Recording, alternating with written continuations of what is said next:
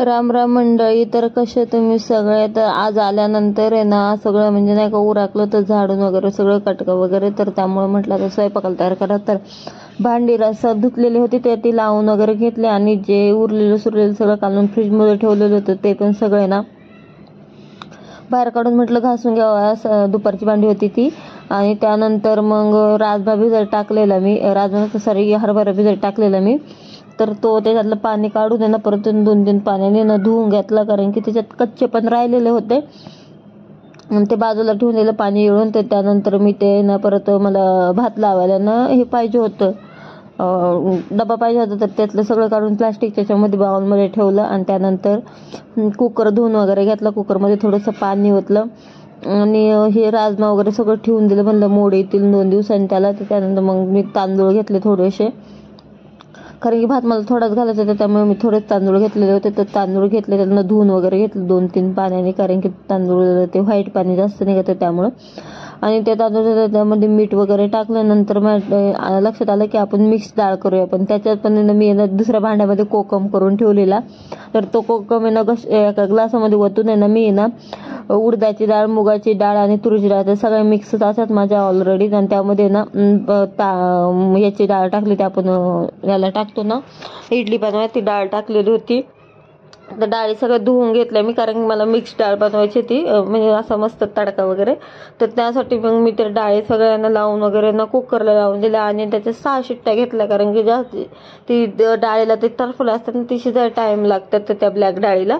तर मग ती सगळी मी 5-6 शिट्ट्या घेऊन घ्यायच्या होत्या. त्यामुळे मी ते लावून ठेवलं गॅसवरती, आणि तो कोकम वगैरे काढलेला तो सगळा पिळून घेतला. त्याच्यात मी सब्जा वगैरे टाकलेला. छान लागतो कोकम पण प्यायला, पण मी जरा जास्त गोड केला होता, त्यामुळे तो मला औषधासारखा लागत होता. त्यानंतर मग नवरा सकाळी बोलत होता की दोन्ही टाईम तो भाकरीच करते, चपात्या करत नाही. त्यामुळे रागात मी आता आठवडाभर रोज चपात्याच करणार. त्यामुळे चपात्यांचं पीठ मी मळून वगैरे घेतलं, चपात्यांचं पीठ मळून घेतलं. त्यामुळे आता मी कोबीची एक रेसिपी पाहिली होती. तर ती कोबीची रेसिपी करण्यासाठी कोबी त्याचे मोठे मोठे पाते काढून घेतलेले होते, आणि पाते सगळे पटापट काढून घेतले. त्याचे सगळ्यांना पाते काढून व्यवस्थित धुवून वगैरे ते पाण्याने थोडा ठेवून दिलं. त्यानंतर थोडंसं बेसन घेतलं, आणि बेसन घेतल्यानंतर त्यामध्ये थोडंसं हळद, मिरची पावडर, मीठ वगैरे आणि जिरे वगैरे टाकली. त्यानंतर ते हलवून थोडंसं तांदळाचं पीठ टाकून सगळं मिश्रण मी हलवून थोड्या वेळासाठी म्हणजे अर्धा तासासाठी मी ते मुरायला ठेवून दिलं, कारण की जेवढं पीठ आपलं म्हणजे पाणी त्याच्यात मुरून तेवढी भजी चांगली होतात. तर ते त्यासाठी कुकर वगैरे झालेला होता. मग चपात्या करायला घेतल्या, पटापट अशा चपात्या केल्या, आणि एक भाकरी पण बनवली, कारण की मला भाकरीशिवाय जमतच नाही. एक टाइम तरी लागतेच, आणि मग 2 टाइम चपात्या बनवायच्या म्हटल्यानंतर मी थोडीशी भाकरी बनवते माझ्यासाठी, कारण की म्हणजे नाही का मला पहिल्यापासूनच चपात्या ह्या खूप आवडतच नाही. म्हणजे कारण की मी हॉस्टेलला होते ना, त्यावेळेस मी 2 वर्ष चपात्या खाऊन एवढी माझी चपाती मनातून उतरली होती. मी आता चपात्या खायला लागले.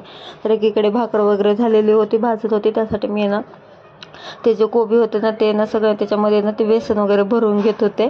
आणि पहिल्यांदा मी तसंच भरलं, नंतर माझ्या लक्षात आलं की त्याचे काट कापून भरायचे असं. तर ते सगळं भरून वगैरे झालं. त्यानंतर गरम तव्यामध्ये तेल टाकलं, आणि त्या फोडी म्हणजे वड्या टाईप झालेलं होतं, ते सगळं त्याच्यामध्ये ठेवून दिले, आणि मस्त असं नाही का क्रिस्पी होऊन द्यायचं. कारण की आणि याची पातळ भाजी पण करतात. मी नेक्स्ट एपिसोडमध्ये त्याची पातळ भाजी करून दाखवतो. मला उरलेलं पीठ मी वरून लावून दिलं, कोटिंग करून घेतले त्याचे, आणि अशा प्रकारे ही म्हणजे कोबीची मस्त अशा वड्या तयार झालेल्या होत्या.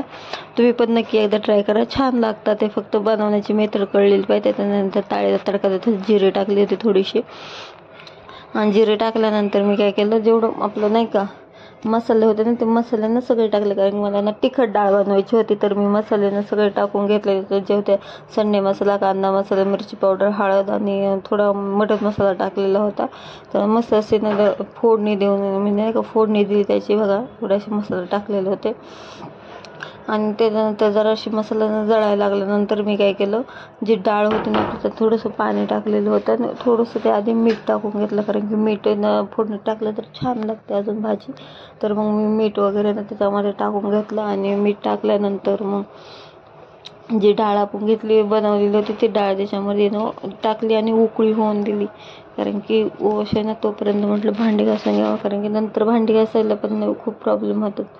जागा पण नसते, आणि कटाळा पण येतो खाल्ल्यानंतर नाही का माणसाला. तर मग मी मस्तपैकी ना सगळी भांडी वगैरे घासून घेतलेली होती. तोपर्यंत आपली डाळ इकडे एकीकडे शिजतच होती आणि मग पटापट अशी भांडी वगैरे ना घासून घेतली. पहा डाळीला तर किती आलेली आहे आणि असं पटापटाने उकळी पहा मस्त असं वास सुटले होता अख्ख्या घरभर एक नंबर. त्यानंतर जेवणाची तयारी करून घेतली. तर इकडे आंबा होता, कांदा होता, कोबीची भाजी होती. तर त्यानंतर मग मस्तपैकी डाळीचा तडका आला. डाळीचा तडका आल्यानंतर मग मस्तपैकी असं नाही का, नंतर मी काय केलं म्हणजे नाही का टोपलं आणि पाण्याची बाटली आणली. कारण की पाण्याची बाटली गार पाणी मला लागतंच, म्हणजे लागतंच कसल्या परिस्थिती होणार. आणि भात आलं ना अशा प्रकारे मी ना माझं ताट वाढून घेतलेलं होतं आणि एक नंबर असं जेवण झालेलं होतं. तुम्हाला कोण कोण म्हणजे नाही का असं जेवण करतं म्हणजे भाकरीसोबत एक नंबर म्हणजे एक नंबर अशा प्रकारचे माझा जेवणाचा मेनू होता. या जेवायला तुम्ही पण नक्की एकदा ना कोबीची भजी तुम्ही ना ट्राय करून पहा, तुम्हाला नक्की आवडेल. आणि चॅनलला सबस्क्राईब करा. बाय.